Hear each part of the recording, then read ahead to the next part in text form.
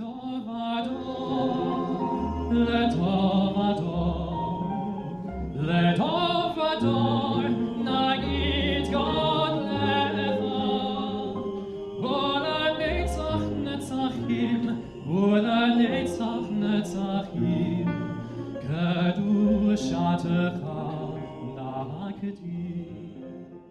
am Ivor Baddiel.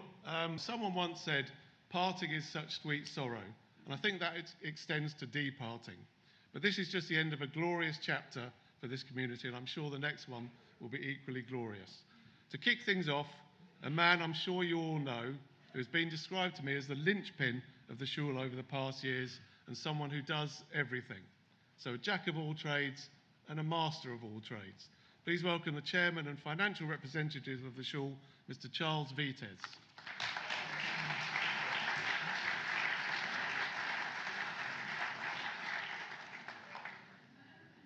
Chief Rabbi, Remarkable Rabbonim, and honorary officers of the United Synagogue, and Chief Executive of the United Synagogue, ladies and gentlemen, friends all, I welcome you back to this lovely shul, which we are in the process of leaving. This isn't the final service, but we don't often get a minyan this big. Still, I know you all have warm feelings and great memories of this wonderful synagogue. A friend of mine last week mentioned nostalgia ain't what it used to be. This afternoon, we're going to prove him wrong. Our nostalgia is going to be even better than it used to be. Thank you very much, and I hand back to the Chief Rabbi, I think.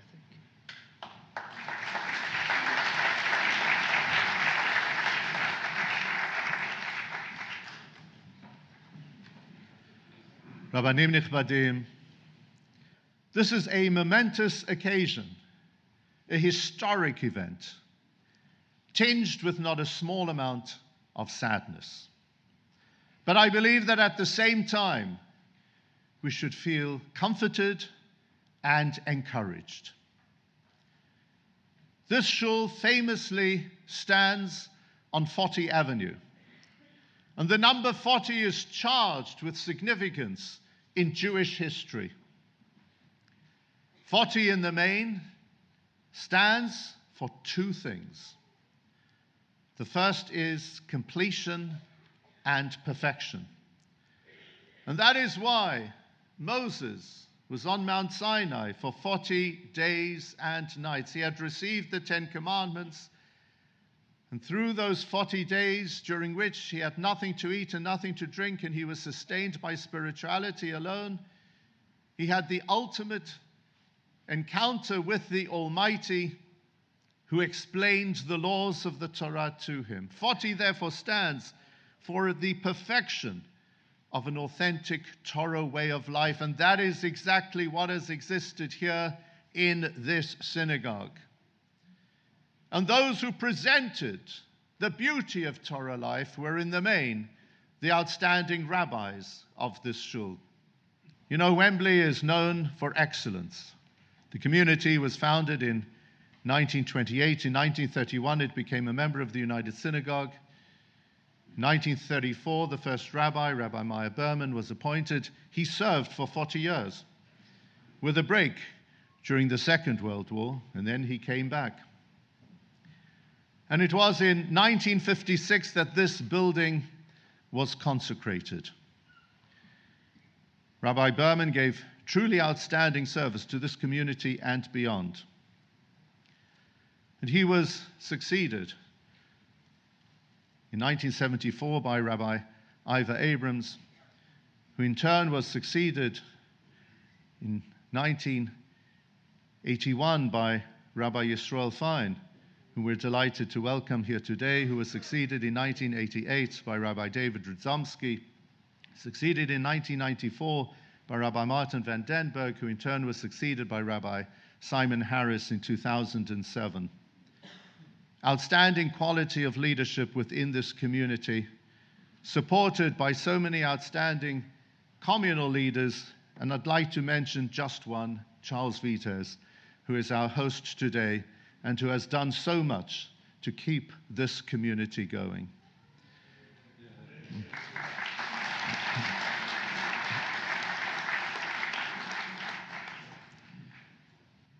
A house of God is known by three names, and we colloquially call this Beit Knesset, providing a wonderful, glorious flavor of Judaism for all those who have come inside. In addition, this building is called a Beit Tefillah, a house of prayer, and it is here that so many prayers have been offered.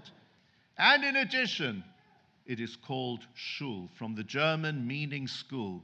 And that is because Talmud Torah Keneged Kulam, the most crucial element of Jewish existence, which paves the way to our continuity, is the study of Torah, and that indeed has taken place both in the sanctuary and in the Cheder rooms, and more recently by the Noam School on this complex. So indeed, this has been such a wonderful building, and sadly now it is closing. And so many of you are here to pay one last visit to your home, which served you so admirably and so well. But I believe that at the same time there is room for comfort, for consolation, and for encouragement. And that is because the number 40 has a different significance in our tradition. 40 also stands for expectation and anticipation. And that is why our people were in the wilderness for 40 years, leading them onto the promised land. 40 stands for an experience which isn't only of value within itself, but rather which is a means towards something that will follow, something glorious that will follow. And true enough, while it is sad that this building is being closed, the truth is the Wembley community continues to live on. First of all, it will continue to live on in smaller premises, and please God for many successful and fruitful years. But more significantly than that, the Wembley community continues to live on in other parts of London, throughout the state of Israel, in Europe, in North America, and other places around the world. The Wembley community is thriving, it is glorious, it is highly successful, because what was experienced here has been taken to other places to the benefit of all of Am Yisrael. Because in our tradition, it's not the building that counts, it's the people who come into it that count. In the book of Shmot we read, Ve'asu li mikdash v'shachanti betocham. God said, make for me a sanctuary so that I shall dwell in them. Not in the sanctuary itself, but in the people who come into it. Them, the people. And that is the story of this building since 1956. Today we give thanks to the Almighty God, who blessed this building and all who came in it. May all of you be blessed. May the Jewish people be blessed. May the British nation be blessed. And may we experience the opening of new shuls, the continuous thriving of our communities. We thank God for the past, and we pray for a glorious future. V'chein yeh ratzon v'nomar, Amen.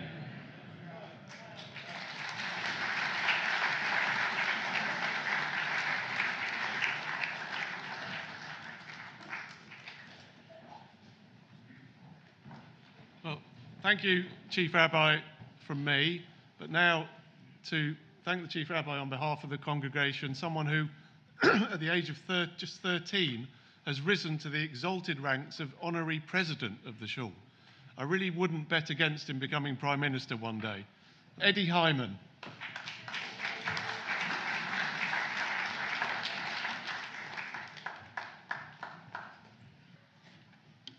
Honoured guests, Wembley family, Chief Rabbi, thank you so much for being with us today on such a special day for our Wembley community as we look back on a long history spent in this our much-loved spiritual home. The fact that you are here to recognize our past and give your blessing to our future is hugely important to all of us, and to mark this memorable occasion, we would like to present you with this gift. It is a thank you medallion issued by the State of Israel. The inscription reads, "Presented to Chief Rabbi Ephraim Mirvis from Wembley United Synagogue, a souvenir, 11th December 2022. Thank you, Chief Rabbi. Toda Rabah. We hope that next year you will come and visit us in our new home."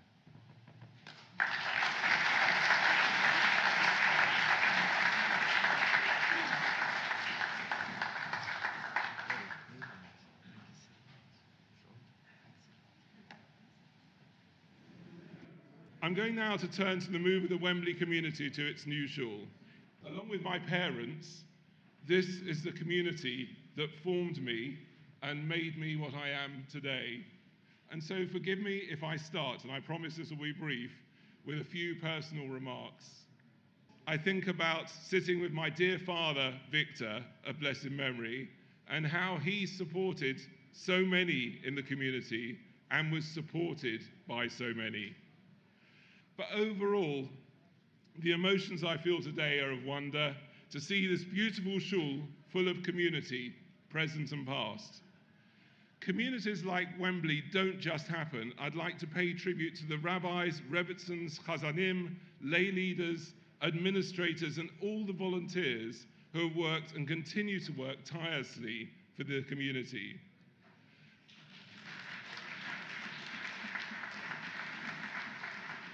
Every Shabbat morning, just before the prayer for the royal family, we recognize everybody who helps bind community together with a Misha Berach prayer. We have many people with us today who deserve this blessing, but I would like to particularly single out Jerry Grunberg, who served for many years as a warden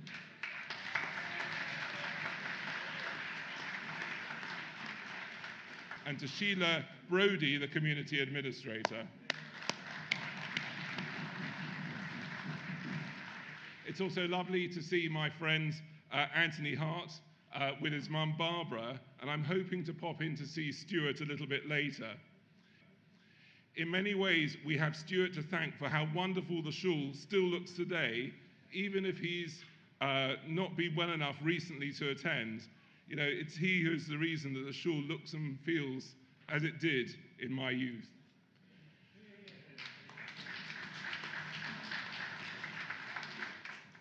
As our dear Wembley community prepares to say farewell to our 40 Avenue Synagogue to move to Wembley Park Drive, please join me in a toast to the new shul and the health, well-being and prosperity of all the Wembley community members, past and present. L'chaim. And now, as I approach the end of my time as Chief Executive of the United Synagogue, I take my leave of you with memories of a golden past and looking forward to a very special future for Wembley. Thank you all. It's now time to move away from predominantly speech-based performances and enjoy one that, whilst it does include words, is also musical and visual. It's been created by two legends of the shul, David Druce and Dr. Stephen Games. So without further ado, this is Souvenirs, 90 years of Wembley Shul in words and music. Enjoy.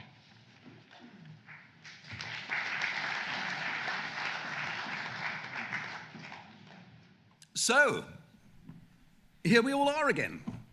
It's nice to be back, isn't it?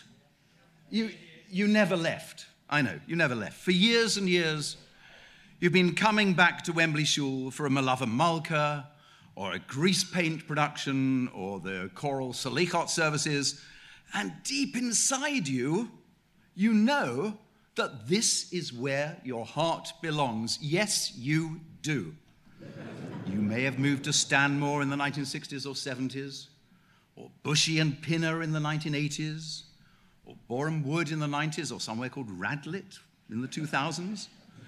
And you're perfectly happy there. But it's not the same, because this is where you come from. This is where your history is. And this afternoon, we're going to refresh that history and awaken some of your memories of the great days of Rabbi Berman, if you go back that far, or the beauty of Steve Robbins's Chazanut, or the atmosphere created by Myrna Glass for the children at Yavneh, or how, on Yom Kippur, the choir's singing helped us get through the day with musical stepping stones that punctuated the davening. I think punctuators is the right word. As you look around the shul, you'll be aware of one of the most impressive collections of synagogue art in the whole of the country. Of the 62 shuls that make up the United Synagogue today, Wembley's are undoubtedly the best, the most sophisticated artistically, the most imaginative in their composition and use of colour, head and shoulders above those at St. John's Wood Synagogue, which was built at about the same time. Ha, ha, ha, ha. The windows offer visual encapsulations of the festivals and upstairs of the tribes, but also they offer manipulation of light at various times in the service. I always remember a shaft of blue light streaming through that window there during the prayer for Israel. Beyond that, there's the bit that no one gives much notice to, the names endowed in memory of loved ones. I think we should look at them. Can we look at the names?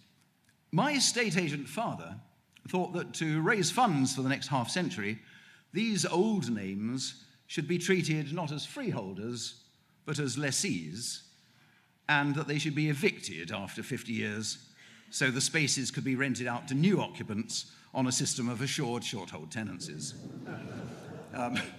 Fortunately, it didn't happen, of course, which is why, sadly, most of us now don't recognize those who continue to occupy their place of honor in the building. This afternoon may be your last opportunity to pay your respects to them. Wembley Shul, the 1950s, was about the size that a Cotswold beauty spot like Burford is now, or that Chipping Camden or Stow-on-the-Wold were then. The Board of Management was effectively a parish council. Every month or so, some shul committee was holding an election. It was a bit like living in Israel today. And the committees had to plan programs of events as much as a year in advance and find accommodation for meetings either on site or in members' homes, and integrate all of this with what other committees were planning, and in a way that didn't clash with religious events. In the early archives of Litzok, which still exist, you can find the banqueting manager of the Rest Hotel and Carlton Rooms in Kenton accepting a booking for a dance at the end of the month, and then Len Musicant and his orchestra, actually a trio if you read the small print, agreeing to play at another dance at the Rest Hotel 5 months later at a fee of £7, 10 shillings. Wembley Shul was a massive machine, and all these activities needed funding, for which there were fundraising committees, including the Combined Charities Fund, which lasted, I think, Charles, until 2006. In this context, praise deserves to be heaped on Brenda Hyman, who has done so much to keep things going.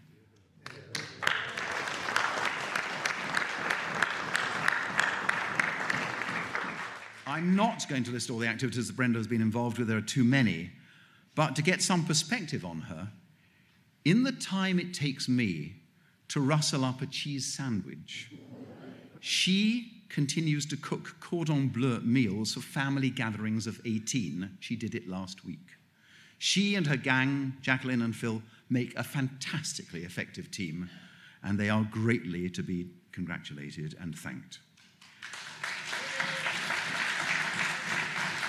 And if you look at the list of honorary officers on the wooden board in the front lobby, you'll see that the list stops at 2006 with the names Lee Lewis and Isaac Cohen, who took over from Brian Silver and Stuart Hart a couple of years earlier. Since then, no name has been added, and one greatly deserves to be. Probably not been added because Charles Vitez is too modest to honor himself. But for 16 years, Charles has been the beating heart of Wembley Shul, and its survival for this long is testimony to his selfless dedication.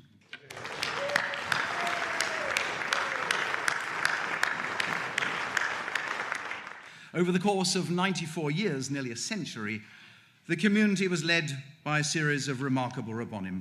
After Rabbi Berman came Rabbi Ivor Abrams, then Rabbis Yiseol Fine, David Radomski, the lovely Martin Vandenberg with Anna, and Simon Harris. And you may remember the shock of losing Rabbi Abrams. He died suddenly and unexpectedly in February 1981, and nearly 1,000 congregants, as well as other guests, came to his memorial service in Shul later in the month. Looking back, I see tributes to him from our MP at the time and from Chief Rabbi Emanuel Jakobowitz, who complimented him on setting up Wembley's first Chevra Kadisha, and from staff and inmates of Wormwood Scrubs prison, where Rabbi Abrams had been chaplain for 15 years. Shuls are more formal organizations than they are today. One wore one's Saturday best, and such was the authority of the rabbi that there was competition to sit in the block closest to the rabbi's throne. If the floor of the shul had been a monopoly board, this is where Mayfair and Park Lane would have been. That block, you lot, would have been Bond Street, Oxford Street, and Regent Street. You, at the back, would have been Piccadilly, Coventry Street, and Leicester Square. Dad and I sat in Whitechapel Road and Old Kent Road. The Ladies' Gallery isn't so obviously divided into blocks, but it could also be territorial. And in the days when the rabbi's wife came to Shul, the power seat was where she sat, dead in the center of the front row. More recently, I feel it shifted to where our last chairman of the Ladies' Guild, Maureen, sat, just to the right of the Rebbitzin seat and just a little bit up, but in a direct line through to where Leon used to stand among the second tenors in the choir gallery. That's been the new center of power in the Ladies' Gallery, and the only way to contest it was to wear a very big hat. And I'm thinking Rita Pelton, but going back further, I'm thinking Gloria Mound, who made her own hats with concoctions of rather terrifying feathers. For most of us here this afternoon, we're now at that stage in Wembley's history where we can pretty well remember for ourselves what happened, which means that we each have our own Wembley story to tell, and I wouldn't presume to tell you yours. But behind my own layer of memories are memories of my parents' participation in shul life. And both my parents played a vital part in the shul's entertainments, which meant Litsock, the Literary and Social Society, and its successor Grease Paint, and the Parent Teachers Association of Yavneh. Their shows at Purim brought together huge numbers of people. I quoted Marcel earlier, talking about how we were in and out of each other's homes. My memory is of trying to do my homework against a background of singing and hammy acting and hilarious laughter pouring out of our living room in Beechcroft Gardens, where rehearsals were held for 12 weeks each year from January to March. Wembley shows typically were spoofs on other shows. Oi Claudius in 1980, West End Story instead of West Side Story in 1983, Fanny Get Your Gun in 1986, about the Jewish cowboys of Salt Beef City. The shows were written by Eric Lent and my father and Howard Wolfin, seen here. And he left a massive gap in our lives when he died totally unexpectedly one Tuesday evening while playing eight-a-side football. That phenomenon of early deaths, especially among the men, was something else I remember at Wembley. Rabbi Abrams, for example, was a very heavy smoker.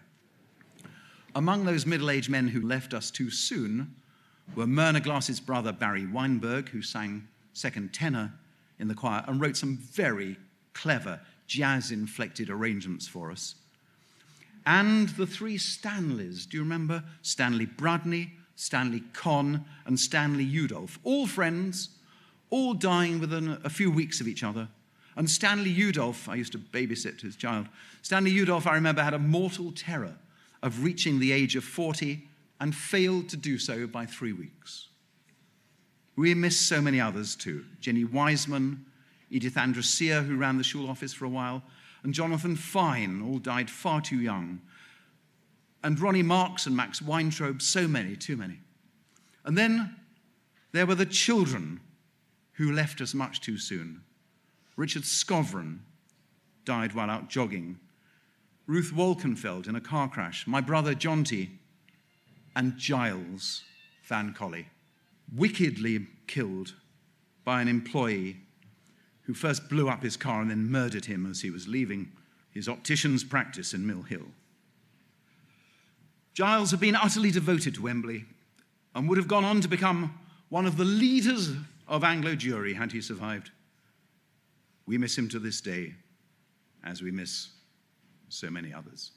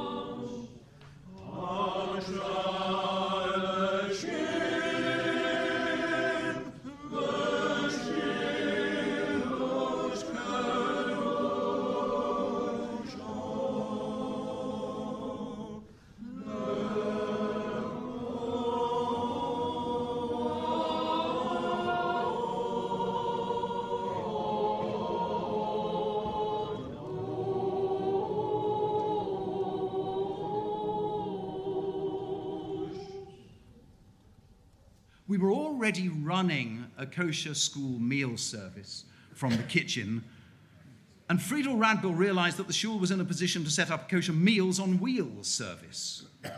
And this was so successful that Brent agreed to fund it, to pay for a team of dedicated kitchen staff, and to refurbish the kitchen, which was then opened by our strangely Dickensian MP Rhodes Boyson. In all her ventures, she was supported by Alf Silverman and Charles Oster. As far as Wembley is concerned, Friedel deserved congratulations also for managing to remain an active member of the Ladies' Guild and a sister of B'nai B'rith Leo Beck Lodge while doing everything else. And I've left till last what I think was the greatest achievement of Wembley Shul, and it is exactly the thing that the chief rabbi mentioned at the end of his words: the raising of a new generation. You've heard that our kindergarten started in 1954. 9 years later, in 1963, we launched our own primary school, also in the classrooms at the back of the ladies' gallery up there. Myrna Glass heard about it, and being a trained infants teacher, she went and met Rabbi Berman and got hired for the job. Little Stephen Wilson, who went on to become chief executive of the United Synagogue, and tiny Rachel Fink, who's now the chief executive of the Spanish and Portuguese Sephardi community after having been head teacher of JFS and Hasmonean Girls. Both would, I'm sure, say that Myrna was an inspiration.